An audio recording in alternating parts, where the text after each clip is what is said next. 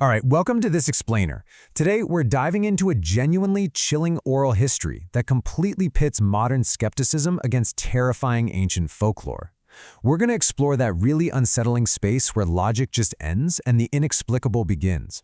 Sourced directly from a harrowing first-hand account, we're breaking down the mechanics of a local legend, a horrific ritual, and a series of arrogant decisions that led to an unimaginable tragedy. So, let's just jump right in. Listen to this. Those who go in the Procession of the Dead never return. That bone-chilling warning comes from a local village peon named Namdev, and honestly, it's the linchpin for our entire explainer today. It sets the stage for an absolute nightmare, laying out the non-negotiable rules of the folklore we're looking at. I mean, when the locals tell you something is downright fatal, the question is, do you listen, or do you just rely on your own understanding of the world? And that really brings us to the core of what we're exploring. What happens when a modern, rational mind collides head-on with an ancient curse? As we go through this story, keep that question in the back of your mind. We are tracking a tragic descent from absolute hubris to utter horror. It's a fascinating, if totally terrifying, psychological study of a guy who thinks his education somehow makes him immune to the dark realities of an isolated place. So we start with this stark contrast. On one side, we've got our protagonist, a newly transferred agricultural officer. He's steeped in engineering and logic, a city guy to his core. He arrives all alone, temporarily leaving his pregnant wife behind. And on the other side, you have the setting itself. It's this isolated 200-house village wedged between a mountain and a wide, unpredictable river. It is quiet, but heavy, just super ominous. The officer gets placed in a government quarter right on the riverbank, looking out into the dark water and dense bushes, basically the perfect stage for two totally different worlds to collide. Section 1. The First Amavasya Night, a dark, moonless horror. Okay, so in the Hindu calendar, Amavasya is the dark, moonless night, and for this village, it is a time of deep, deep fear. It's a humid, suffocatingly dark September night, and the wind has just completely died down. It's about 12:30 a.m. The officer can't sleep. He's just lying there listening to the tick-tock of his wooden wall clock. And then, the silence breaks. He hears this rhythmic, squelching sound outside his window. It sounds exactly like feet sinking into and pulling out of thick, wet mud. And along with it comes this incredibly foul stench. Just a heavy, overwhelming smell of rotting earth. He looks out his window and witnesses something literally impossible. There's a procession of figures moving slowly toward the old village crematorium up north. Their heads are bowed, their posture is slumped, and they're carrying these old, dim yellow lanterns that cast huge, terrifying shadows. But the detail that really gets you, right in the middle of the line, is a little boy. He has this pale, helpless face, and he keeps looking back directly at the officer's window. His eyes are just begging for help. But the second the officer opens his door to get a better look, the entire procession just vanishes into the fog. Gone. Section 2. The Warning and the Flood, a tragic history. Naturally, the next morning, the officer's logical brain demands an explanation. But instead of logic, he finds absolute dread. The village leader tells him that the path he saw actually washed away a decade ago. Nobody walks there. And then Namdev, the peon, delivers this incredibly grim warning. Those who see the procession are taken by it. Namdev explains that seeing these ghosts is an invitation. By locking eyes with them, the officer is now marked. He's marked to be dragged into the river and drowned during the next procession. Namdev practically begs him to leave the village right then and there. To put this superstition into perspective, we have to look at the tragic history behind it.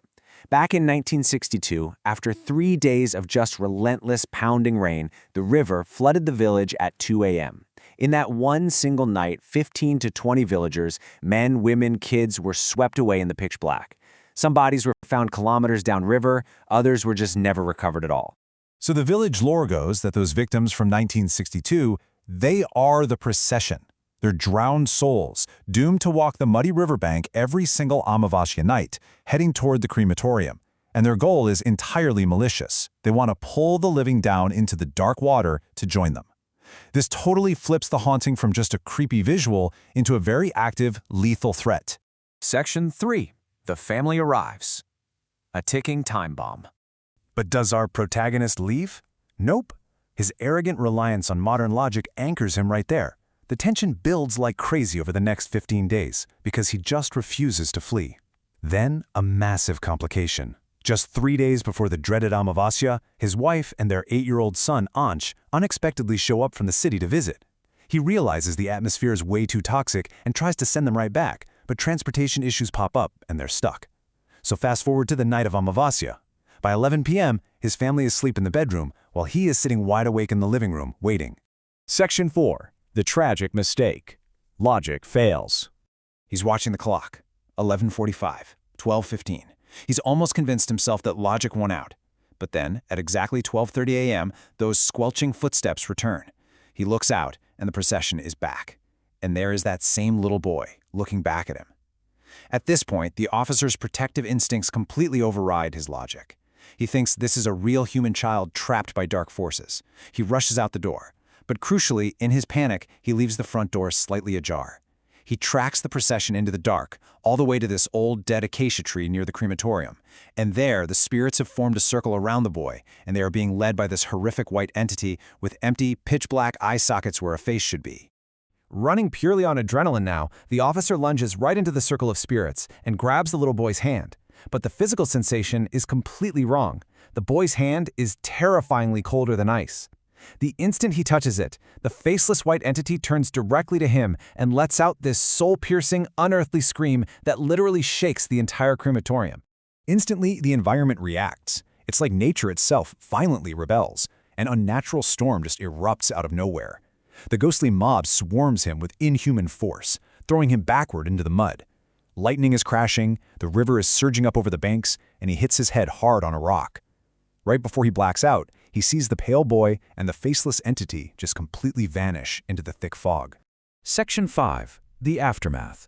A devastating morning. He wakes up the next morning covered in mud, completely surrounded by furious, heartbroken villagers. Suddenly, a cold realization hits him. He sprints back to his government quarters. Muddy footprints go right into his half-open door, and muddy footprints leave it. Inside, his wife is just weeping inconsolably in the corner, staring at a lifeless, muddy body on the floor. And here is the devastating twist. The pale boy he risked his life to save in the dark, the one whose hand felt like ice, was actually his own 8-year-old son, Ansh. By rushing out to confront the paranormal and leaving his front door open, he practically rolled out the red carpet for the procession to enter his home, exactly like the village warned. This absolutely devastating end leaves us with a chilling final thought. The source narrative paints a picture of a man who is now completely broken, living every single day with the crushing weight of an impossible tragedy.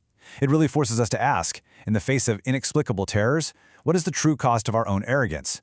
When local generational knowledge warns you of ancient dangers, is our reliance on modern logic our greatest strength, or is it actually our most fatal blind spot?